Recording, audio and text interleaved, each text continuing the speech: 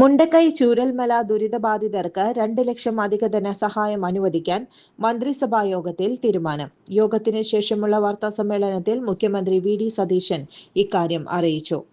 PMAY പദ്ധതി നഗരം 2 നടപ്പാക്കാനുള്ള ധാരണാപത്രത്തിൽ ഒപ്പുവെക്കുമെന്നും മുഖ്യമന്ത്രി വ്യക്തമാക്കി.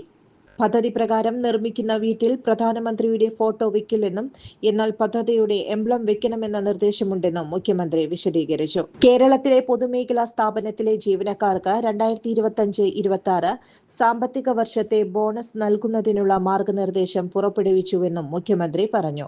വിഴിഞ്ഞം അന്താരാഷ്ട്ര തുറമുഖത്ത് നിന്നുള്ള ചരക്കു നീക്കത്തിന്റെ കയറ്റുമതിയും ഇറക്കുമതിയും 2026 ഓഗസ്റ്റ് 18 തുടക്കം കുറിക്കുകയാണെന്നും മുഖ്യമന്ത്രി അറിയിച്ചു. ഇതുവരെയും പോർട്ട് കേന്ദ്രീകരിച്ച് നടന്നത് ട്രാൻസ്ഷിപ്മെന്റ് മാത്രമാണെന്നും തുറമുഖത്തിന്റെ ഗുണഫലങ്ങൾ നേരിട്ട് നാടിന് ലഭിക്കുന്ന ചുവടുവയ്പ്പാണിതെന്നും മുഖ്യമന്ത്രി പ്രത്യേകം പരാമർശിച്ചു.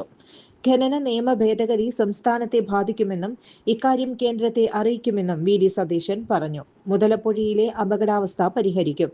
അടുത്തയാഴ്ച യോഗം ചേരും. ഏതെല്ലാം രീതിയിൽ കുടുംബത്തെ സഹായിക്കാനാകുമോ അതെല്ലാം ചെയ്യുമെന്നും മുഖ്യമന്ത്രി ഉറപ്പു നൽകി.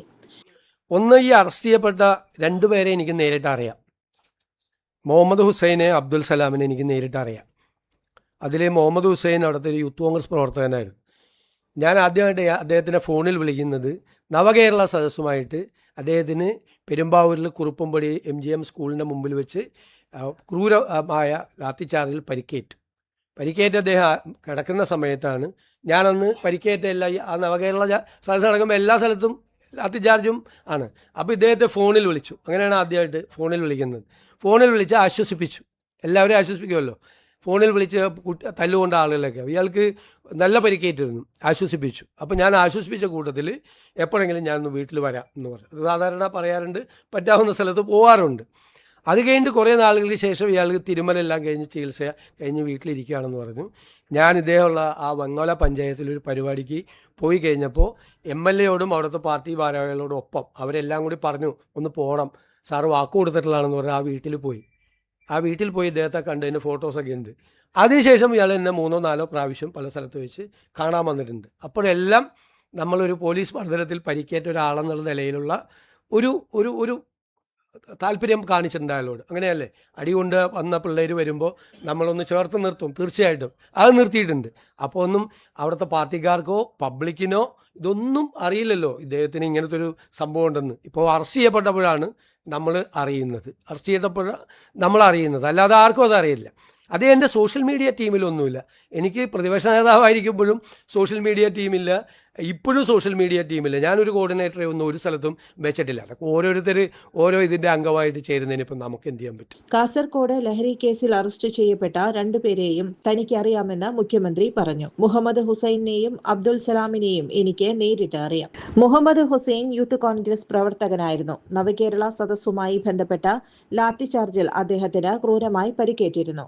പരിക്കേറ്റ് കിടക്കുമ്പോഴാണ് ഫോണിൽ വിളിച്ചത്. ആശ്വസിപ്പിച്ചു. ആ കൂട്ടത്തിൽ വീട്ടിലേക്ക് വരാമെന്നും പറഞ്ഞു.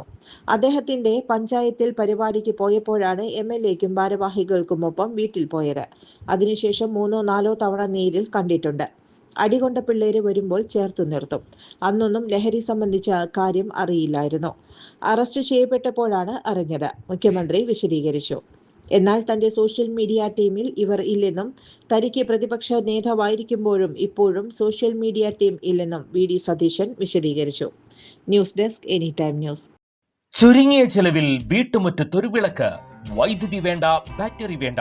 പൂർണ്ണമായും സോളാറിൽ പ്രവർത്തിക്കുന്ന ലൈറ്റുകൾ നിങ്ങളുടെ വീടുകളിലോ സ്ഥാപനങ്ങളിലോ എവിടെയായാലും സ്ഥാപിച്ചു കൊടുക്കുന്നു.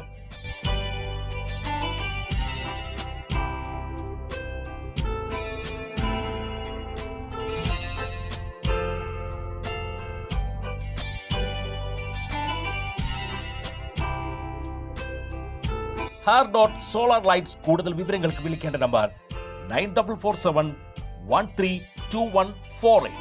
സബ്സ്ക്രൈബ് ചെയ്യുക. ഫേസ്ബുക്ക് ഫോളോ അപ്പ് ചെയ്യുക. വാർത്തകൾ വേഗത്തിലറിയാൻ എനിടൈം ന്യൂസ്.